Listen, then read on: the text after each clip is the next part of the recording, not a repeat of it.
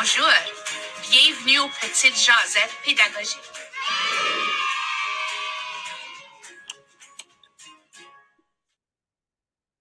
Bonjour, bienvenue à une autre émission des Petites Jasettes pédagogiques.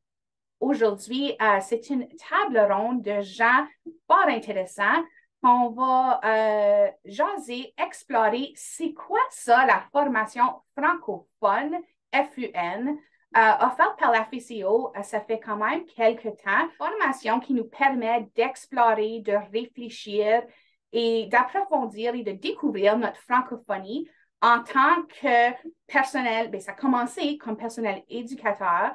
Et on voit maintenant que ça découle dans tous les sphères de l'éducation, dont les conseils scolaires ainsi que les institutions postsecondaires.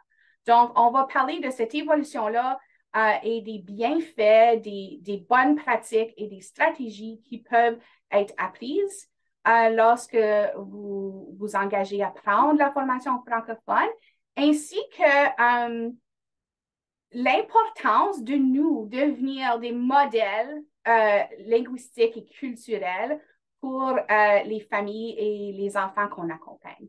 Donc, bienvenue à ce beau panel de personnes qui ont fait partie de conception jusqu'à participants de la formation francophone. Bonjour, moi je m'appelle Mélanie Lelièvre, PEI. Je travaille présentement au Collège Boréal et j'ai fait partie de francophone FUN à plusieurs différents niveaux. Fait qu'au tout début, en formation, l'apprentissage, puis ensuite, ça a évolué que j'ai devenu animatrice pour le programme francophone. Puis là, maintenant, aujourd'hui, c'est vraiment la prise de position et vivre au jour le jour mes apprentissages, puis de croître dans tout ça. Alors, moi, c'est Mireille Coulomb-Vanier-Fauché. Je suis responsable de la liaison communication à la FCO. Et puis, dans le cadre de mes responsabilités, on a travaillé beaucoup sur la diversité, ce qui m'a amené à revoir un peu la façon dont francophone était conçu. Justement, quand on parlait tantôt, c'est un programme qui a évolué avec le temps. Et l'identité francophone, ça change avec le temps aussi, avec l'immigration et tout ça. Donc, on a revu cette formation-là pour qu'elle soit plus actuelle et pour qu'elle soit plus inclusive. Donc, ça a été mon rôle dans francophone. Moi, c'est Sarah Foch. Je suis leader en aménagement linguistique au Conseil scolaire Grand Nord. Et puis, moi, j'ai eu la chance de vivre francophone à travers la petite enfance avant d'arriver dans mon poste ici au Conseil. Et donc, j'ai pu voir comment on a vécu tout ça, justement, avec les tout-petits. Et ensuite, on a fait un projet pilote avec la FCO pour vivre l'expérience au niveau scolaire. Donc, c'est ça. J'ai un peu des deux côtés de la médaille aujourd'hui. Merci. Je suis Josée Latulippe. Je suis la gestionnaire pour le Centre d'innovation sociale pour l'enfant et la famille du Collège Boréal. Donc, j'ai eu à participer à titre de participante au projet comme tel de francophone à la formation quelques années passées. Donc, dans sa première année, je pense, quand francophone est né. Donc, dans sa vraiment première version. Et puis, quelques années passées, donc en 2021, j'ai eu la chance également de mener un projet de recherche pour voir l'impact que francophone avait sur le rôle culturel des éducatrices et des éducateurs à la petite enfance qui travaillent dans les milieux éducatifs à l'enfance. Merci. Bien, bonjour, moi c'est Richard Vaillancourt, je suis agent de programme à la Commission nationale des parents francophones. Je n'ai pas vécu le programme francophone, mais j'en ai entendu parler, j'ai entendu tellement de belles choses. On a la chance depuis de nombreuses années de collaborer justement avec la FCO qui mène ce projet du programme francophone en Ontario. Et donc, dans cette perspective-là de collaboration au niveau d'initiatives en construction identitaire, entre autres dans le programme de la francosphère petite enfance au niveau national.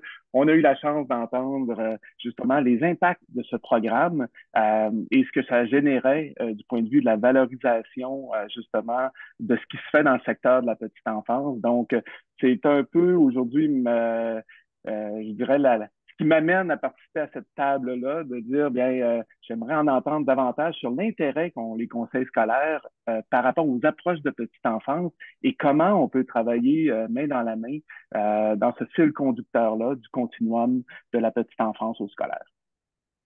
Merci. Donc, merci tous d'être là aujourd'hui. Si bien dit, on est allé susciter de l'intérêt, non seulement dans notre domaine à nous de petite enfance, mais les gens autour de la table, c'est pas nécessairement des gens qui sont en petite enfance.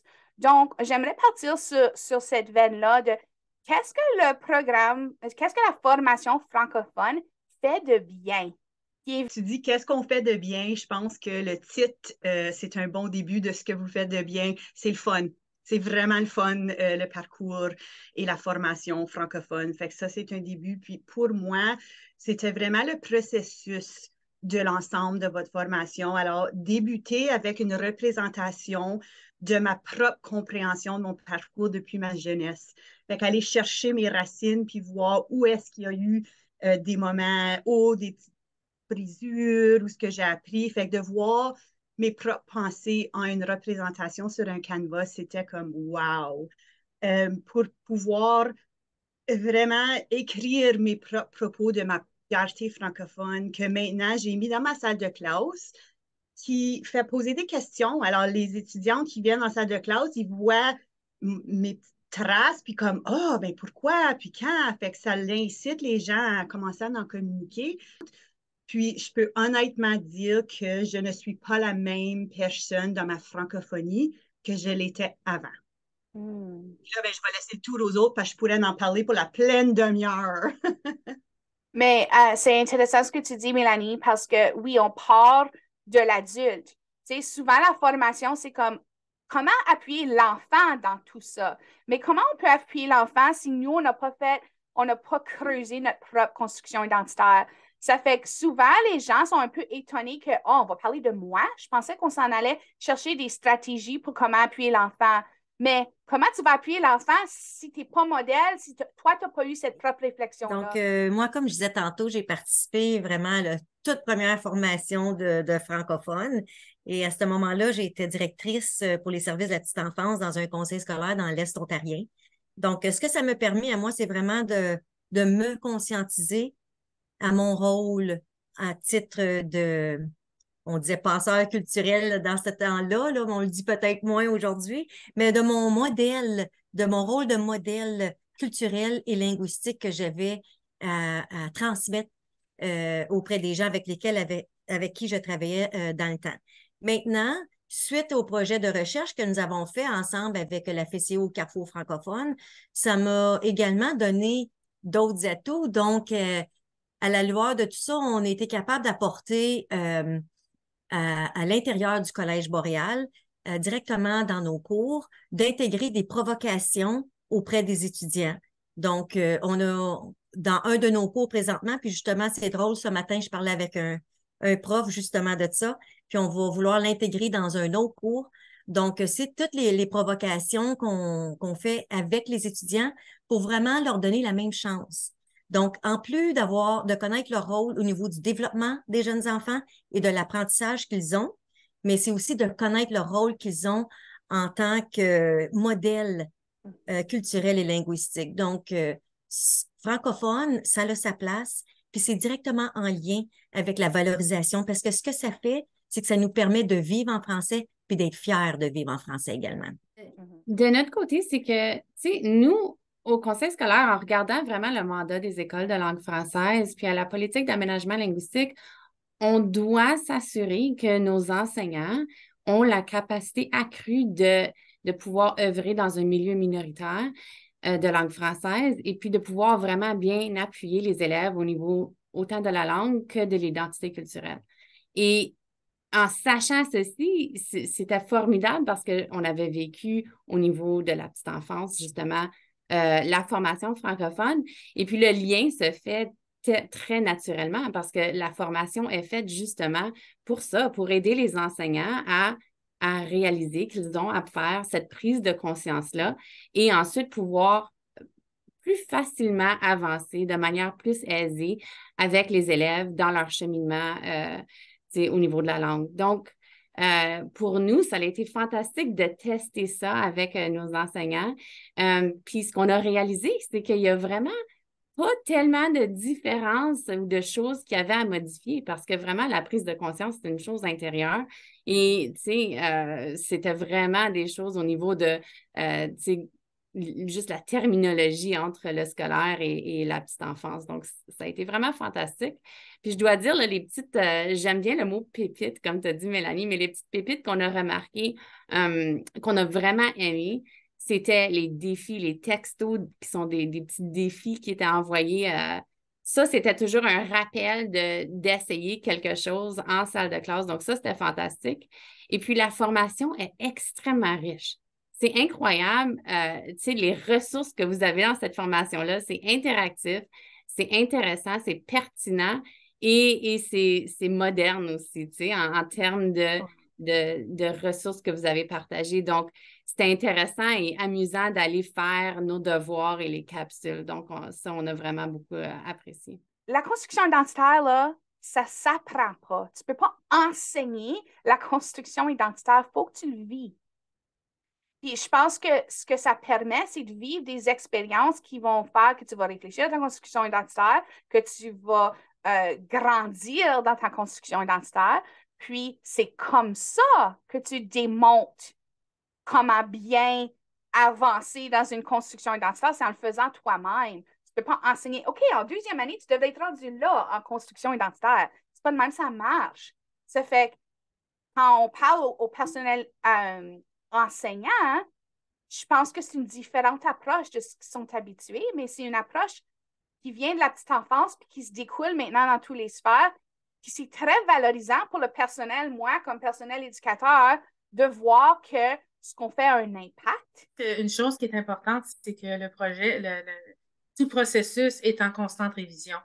Les vidéos ou les outils qu'on utilise sont modifiés aux besoins.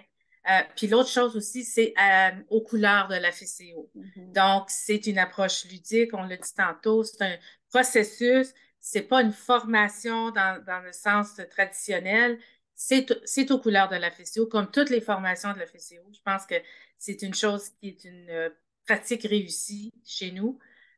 Puis c'est un des succès de francophones à cause de ça, parce qu'il y a eu d'autres outils qui ont été créés au niveau de la construction identitaire, au niveau de la prise de conscience, de la prise de position et de la prise en charge.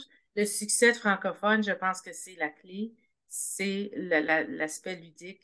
Et aussi toutes les occasions de partager, les caps, parce qu'on n'est pas lancé dans un processus individuel, c'est qu'on revient en groupe, on partage nos réponses, on partage nos prises de conscience, puis on apprend encore plus parce que notre réalité est mise comment on pourrait dire, notre réalité est confrontée à celle des autres. Fait qu'on on voit ce qui est différent, puis on voit ce qui est semblable aux autres. Même si le processus est individuel, il est fait aussi en groupe. Oui. Alors, je pense que ça aussi, c'est un succès du projet. L'évolution de francophone, où au début, sans vraiment le réaliser, c'était vraiment conçu pour des franco-ontariens de souche. Puis, je pense que ce qu'on fait de bien pour répondre à cette question-là, c'est qu'on se permet de s'adapter. Puis, on a vu un besoin d'adapter le contenu pour que ça ne soit pas juste pour les franco-ontariens de souche. Donc, je ne sais pas si tu avais quelque chose à ajouter là-dessus, puis comment on a modifié notre contenu pour répondre à ces besoins-là? C'est que quand ça a été créé, on parlait beaucoup de fierté, la fierté de mon identité francophone, comme si c'était la seule identité. Mais même au niveau des jeunes, au niveau de la recherche, on parle de Rodrigue Landry quand il parle de l'identité francophone, mais aussi l'identité bilingue, puis tout le côté, quand on vient d'un autre pays, par exemple, où le français, c'est une des langues parlées, c'est pas la seule. Donc, je peux pas dire je suis fière d'être francophone, mais je suis fière de parler français. Je suis fière de faire partie de cette francophonie. Donc, on a comme modifié un peu la perspective. On a changé nos lunettes un petit peu dans notre façon de poser les questions, dans notre façon de faire les activités, justement pour que tout le monde sente appartenir à cette activité-là. Pour pas qu'on soit exclu, parce que, tu sais, quand je viens d'ailleurs, puis qu'on parle français, c'est la langue de la colonisation chez nous. Ben, je ne peux pas parler de mon identité francophone comme une fierté nécessairement, mais je peux dire que je fais partie de la francophonie et ça fait partie de mon identité. Et la perspective change complètement. Donc, je pense que c'est là qu'on a eu vraiment des réflexions pour que tout le monde se sente comme faisant partie de cette francophonie ontarienne. Merci. C'est intéressant parce qu'on parle de plus en plus d'aide d'identité. Donc, quand vous parlez justement d'aller se questionner, donc le processus de prise de conscience individuelle et aussi professionnelle fait en sorte que, je veux dire que comme personne, à un moment donné, on fait ce cheminement-là. Puis, on peut aussi venir se questionner par rapport à quelle place importante on fait au français dans notre vie. Dans toutes les différentes dimensions. On parlait tout à l'heure de modèles, de passeurs culturels. Donc, ça nous amène nécessairement à penser comment on joue notre rôle et quelle influence on a aussi avec tous les gens qui nous entourent. Puis quand on parle des gens qui nous entourent dans notre environnement, il y a nécessairement les collègues, les enfants, il y a les familles, il y a également les gens avec qui on a des liens dans la communauté. Donc, c'est toutes ces dimensions-là qui ressortent quand on fait cette prise de confiance. On a reconnu l'importance de non seulement former à la petite enfance, mais de continuer au scolaire, au postsecondaire. Puis, quel changement durable est-ce que vous avez observé dans vos milieux ou même du côté personnel? Tantôt, ce qu'on a fait au Collège Boréal, c'est qu'on l'a intégré dans un de nos cours qui est vraiment en lien avec l'enfant d'âge scolaire parce que c'est vraiment à cet âge-là que l'enfant, au niveau de son développement, prend vraiment une conscience de son identité à lui. Aussi, donc, on a trouvé pertinent de l'intégrer à ce cours-là. Et suite à ma conversation avec le prof qui enseigne justement ce cours-là, donc, comment est-ce que c'était? Parce que c'était vraiment des provocations auprès des étudiants pour vraiment les faire réfléchir. Et puis, justement, on s'en parlait. Donc là, ça a tellement bien fonctionné, puis les étudiants ils ont bien embarqué. Donc, c'était facilement intégrable à l'intérieur de nos cours qui sont déjà chargés, mais c'était une composante qu'on trouvait tellement importante parce que rendu dans les milieux éducatifs à l'enfance, ça fait partie du développement et de l'apprentissage des jeunes enfants. Donc, la discussion s'ensuit à ce qu'on est prêt à intégrer d'autres provocations pour susciter la réflexion et les conversations auprès des étudiants au niveau postsecondaire à l'intérieur de d'autres cours en éducation en service à l'enfance.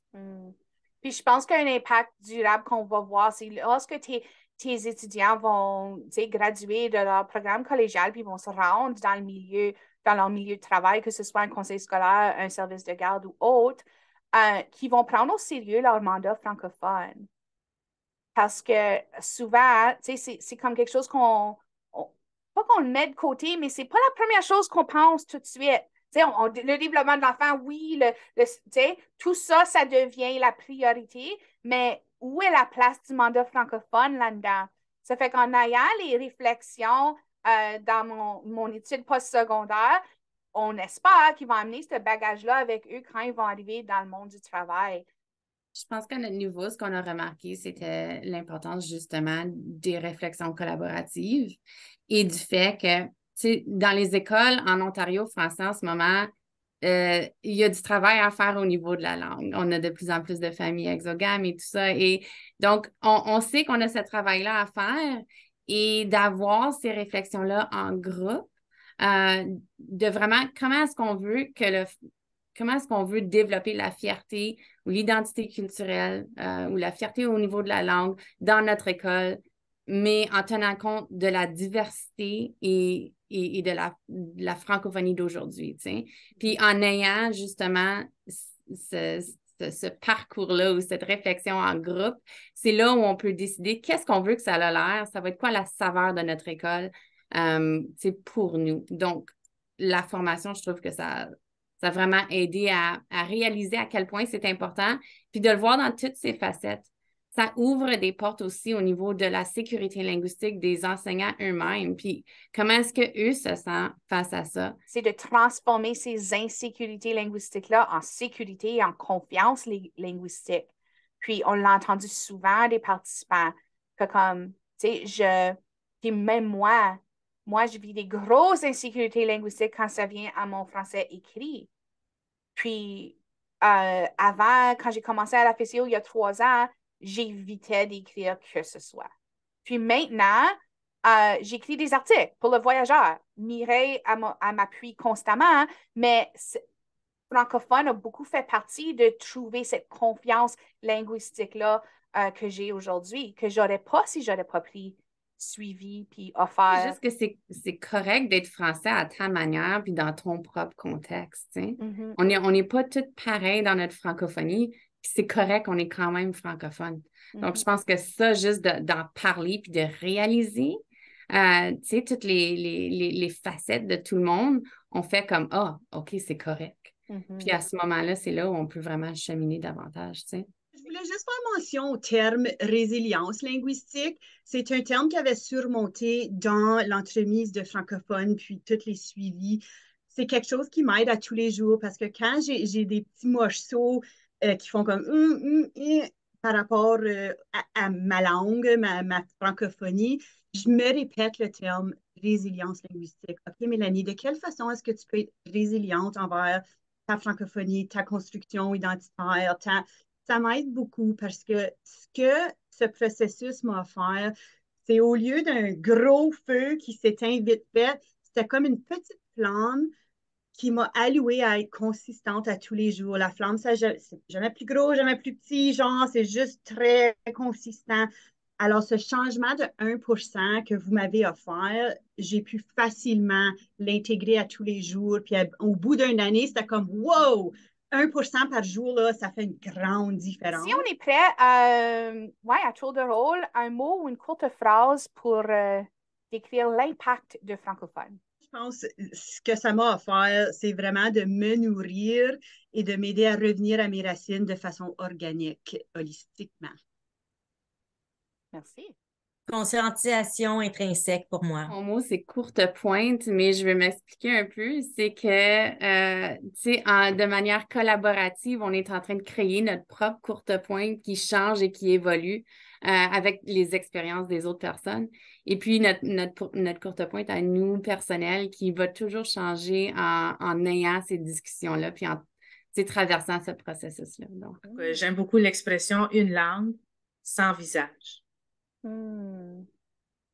Surtout de ce que vous avez partagé aujourd'hui, c'est pratique inspirante et continuer à valoriser toute l'expertise et tout ce qui se fait à la petite enfance dans un contexte de continuum éducatif en français.